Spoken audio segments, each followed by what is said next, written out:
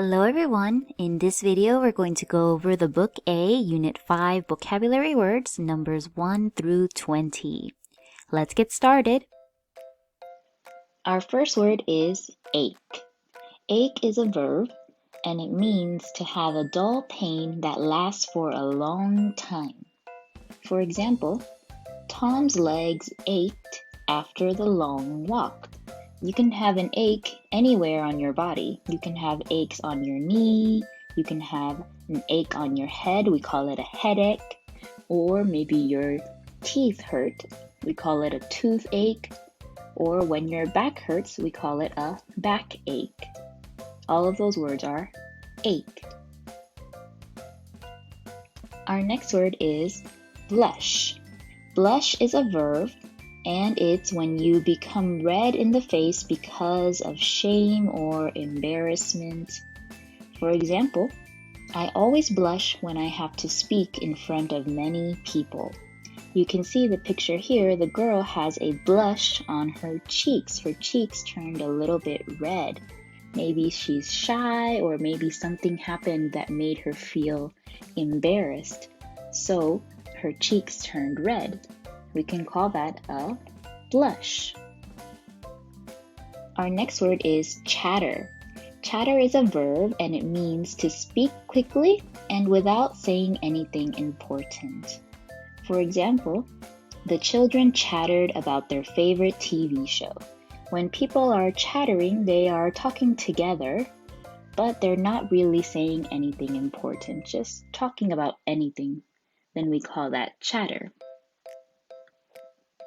Our next word is creative. Creative is an adjective, and it means that you are able to make or do something new or with imagination. Someone who is creative can paint amazing things without ever seeing a picture of it before, or there can be a creative inventor that can make new things. Let's look at the example. The creative inventor designed a new kind of wheelchair. So when someone is very amazing, they can make new things just from their mind, you can use this word creative to describe that person. Our next word is doze. Doze is a verb, and it means to sleep lightly or for a short time. You can use the word doze when someone falls asleep in class. Maybe they sleep for a short time, so we can say he dozed off. He dozed off in class. Or this worker here, he also took a nap at work. We can say he dozed during work. Let's look at the example. She was so tired that she dozed during class. Our next word is drench. Drench is a verb, and it means to soak or wet completely. For example, the rain drenched me before I got inside. If you look at the picture, this woman is getting very, very wet, so we can say she is drenched. Her coat is drenched, her hair is drenched, her pants are drenched. Or here, even though she has an umbrella, it's raining so hard that she became drenched. Our next word is dusk. Dusk is a noun, and it is the time of day just before night. So at dusk time, the sun is going down, and you can see all of these beautiful colors in the sky, the reds and oranges and purples. This time of the day is called dusk. Our next word is experiment. Experiment is a verb, and it means to explore or try to understand something by trying different things. For example, the scientists experimented with different chemicals to make new medicine. These are chemicals, and scientists can mix things together to try to make medicine. Also, you can make an easy experiment like this. There is some bread, and for this first bread, nobody touched the bread, and you just put it in a bag and wait a few days and see that nothing happened to the bread. But this second bread, it was touched by dirty hands. So after a few days, it has many things growing on the bread. This third bread here, it's bread that was touched, but someone used soap and water on their hands, so they had clean hands before they touched the bread. And as you can see, it's not as bad as the bread that was touched with dirty hands. And the last bread was touched after someone put hand sanitizer on their hands. So it's still better than the dirty hands, but it's a little bit worse than the soap and water. So this experiment, maybe it helps us understand how important it is to wash your hands with soap and water. Our next word is occupation. Occupation is a noun and it means the work a person does to earn a living. Their profession or just a person's job is their occupation. For example, what occupation do you want to have when you grow up? Do you want to be a nurse? Do you want to be an artist? Which occupation would you like to have? You can answer like this. In the future, my occupation will be a police officer. Or my future occupation will be a teacher. Next is the word opposite. Opposite is an adjective and it means as different as possible. The example says, he and his father always seem to have opposite opinions. Do you remember the word opinions? It's what you think. So this sentence is saying that someone, maybe a boy and his father, they always think the opposite thing. And of course, the antonym for opposite is the word same. Let's look at some examples of opposites. We can have good and bad. We can have cold and hot. Of course, another good example would be up and down. Can you think of any other words that are opposites? Number 11 is the word passenger. Passenger is a noun and it is a person who is not driving but travels in an automobile, a bus, a train, or other vehicle. These people here on the airplane, they are called the passengers. They are traveling on the vehicle. Here too, you can see a special passenger. You can say Spider-Man was a passenger on the airplane. Our next word is peer. Peer is a verb and it means to look hard or closely to see something better. Maybe she's looking inside of a window and she can't see very well, so she comes closer so that she can see something better. She is peering. She is peering in the window. This little girl too, she is peering through a hole in the fence. I wonder what she is peering at. Maybe there is a cute puppy on the other side. So she is peering through the fence. And look at the example too. The sailor peered into the thick fog, looking for the shore. Our next word is slippery. Slippery is an adjective and it means difficult to hold because of a very smooth surface. For example, here this man was walking on the ice and of course ice is very slippery, so he fell down. And the definition here, it says difficult to hold. So something that is slippery can also fall out of your hands very easily, like a drink can be slippery. This man too, he was walking, but maybe he didn't know that the floor is wet, so he slipped because the floor is slippery. He slipped on the slippery floor. Our next word is startle.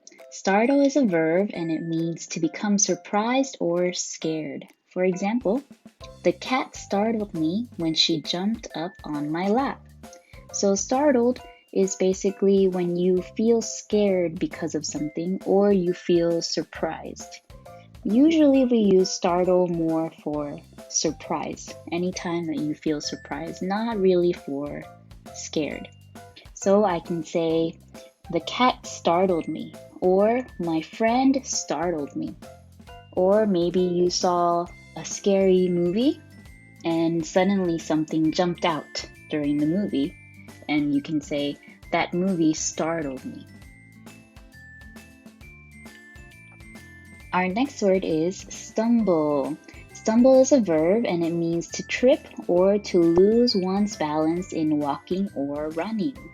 For example, he stumbled on a rock and fell down. Here, this man, he was walking, but there was a rock, so he stumbled on this rock and then fell down. Here, the man, what did he stumble on? Well, here is a wire, so he stumbled on this wire and maybe he tripped, but maybe he didn't fall down. He just lost his balance for a few seconds. Next is the word subject. Subject is a noun, and a subject is an area of learning, such as English or math, within a school. When we talk about the things that you learn in your school, we can call them subjects. For example, English is my favorite subject. There's many different subjects that can be taught in a school. For example, art is a subject, of course English is a subject, but things like math and music and even physical education, when you go to your gym class and do some exercise, we call that PE. That can also be a subject. Reading can be a subject, science, writing. There's many different kinds of subjects. Which one is your favorite? Number 17 is the word surgery. Surgery is a noun, and a surgery is an operation done by a doctor called a surgeon. So there's many different kinds of doctors, such as heart doctors or brain doctors. And the doctors that have to cut into people's bodies to fix something on the inside, we can call them a surgeon. The example says, he is going to have surgery for the torn muscle in his leg. So the surgery is the thing the doctor does to fix something in a person. For example, if your leg is broken, the doctor might have to fix the bone in your leg. So when the doctor is doing that, we call it surgery. So if there's something broken in your body, then you might need to have a surgery. The next word is swift. Swift is an adjective, so we can use it to talk about a thing, and it is happening, coming, or being done very quickly. So the example says, she is a swift runner. And of course, we can also use the word fast as a synonym of swift. They're basically the same. Someone who is fast is swift. So I can say that this is a swift car, or I can say the swift runner won the race. Just remember, it's an adjective, not a verb, so you need to use it to describe a person or a thing. Number 19 is the word thermometer. Thermometer is a noun, and it is an instrument for measuring temperature. I'm sure you've all seen a thermometer like this. We use it to check how hot or how cold you are. The example says, the thermometer says it's 10 degrees outside. Or, my mom used a thermometer to check if I was sick. Especially these days because of Corona, we often use a thermometer to check if someone is sick. It lets us know if their temperature is too high. Next is the word uniform. Uniform is a noun, and it is special clothing worn by all members of a group. The important thing here is that it is the members of a group who wear a uniform. The example says, I wear a uniform to school on Mondays and Fridays. So of course we all know school uniforms look like this. Many students who go to school have to wear a uniform. and you can see that they're all very similar. Their ties and their shirts are similar, and the boys are wearing long pants, but the girls are wearing skirts. But we can also use the word uniform to talk about clothing that members of a group wear. For example, pilots all have a similar uniform, and nurses and doctors also have a uniform that they wear. Even chefs have a uniform. They usually wear an apron like this or a hat like this on their head. So anytime that a group of people wear clothing that is similar, you can call that a uniform.